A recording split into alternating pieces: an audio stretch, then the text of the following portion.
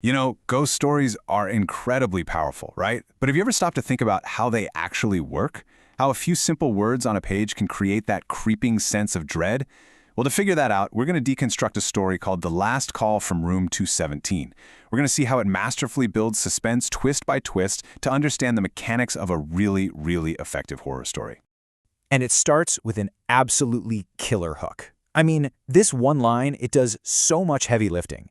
It immediately tells you something supernatural is happening, it creates a huge mystery, and it introduces a character who makes a decision that's maybe not the smartest, but it's very, very human. This is what pulls us right into the impossible. All right, so let's dive into the first act. This is where the story lays all the groundwork, introduces us to our main guy, and sets up the unbelievable premise that's going to drive this whole thing forward. So, we meet Daniel. The setup is tragic, for sure, but it also seems simple. His brother Jake is gone, and the official story's clean. A car crash, an instant death. But notice that little phrase, everyone said it was instant. That's so clever. It plants the first tiny seed of doubt in our minds. And the lead up here is just so important. The timeline is really tight.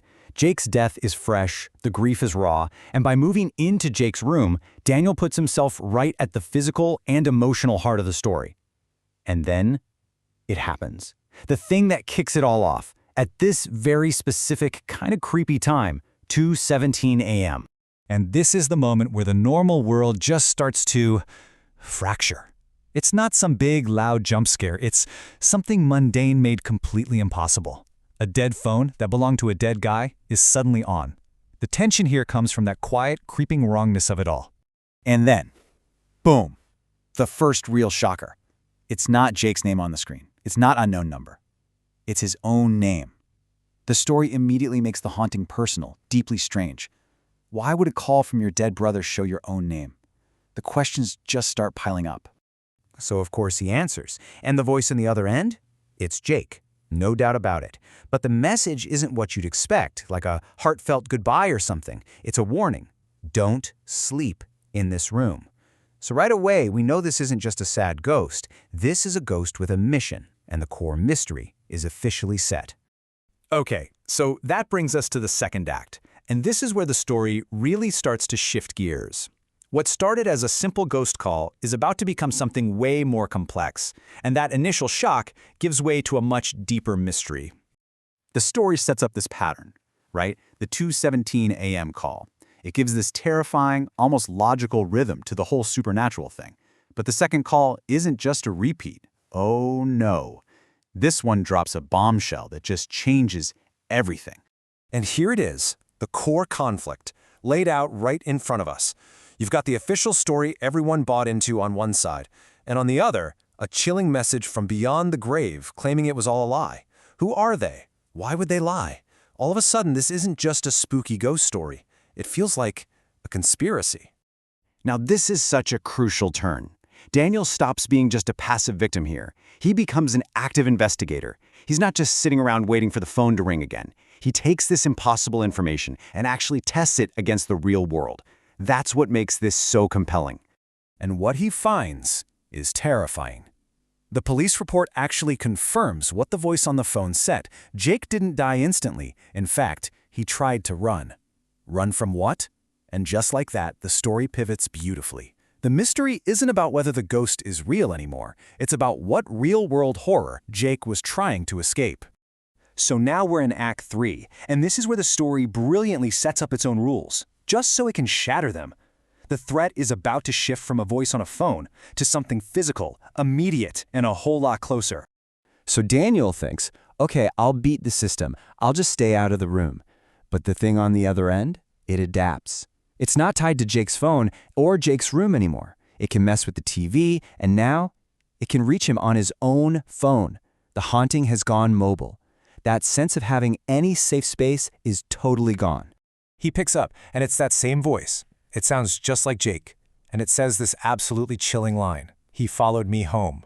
This connects the mystery of the car crash directly to the danger Daniel is in right now.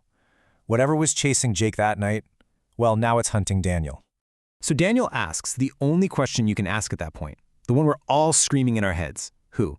And this is the twist, the one that flips the entire table. because the voice changes. It gets deeper, colder, and you realize it's not Jake. It was never Jake. It was the thing that was chasing him. And Daniel, by answering the phone, has just invited it in. And then comes the proof. The terrifying, undeniable proof. The threat isn't just a voice anymore. It's real. It's physical. And it's in the house, right now, walking around in his dead brother's empty room. The invisible has become terrifyingly visible.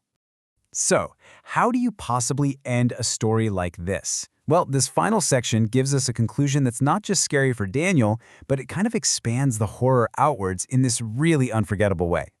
Daniel does what any of us would do. He runs. He just gets out of there, and he never goes back. And for a second, you feel this relief, right?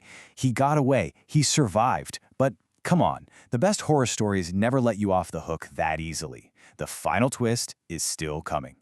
The story jumps ahead. It's later, and that familiar time comes back, 2:17 a.m. But this time it's not Daniel's house or Daniel's phone. It's his friend's phone. The entity is on the move again. And here it is, the final gut punch. You realize this thing isn't just haunting. It's like a virus. It's replicating. It used Jake's identity to get to Daniel, and now it's using Daniel's identity to find its next victim.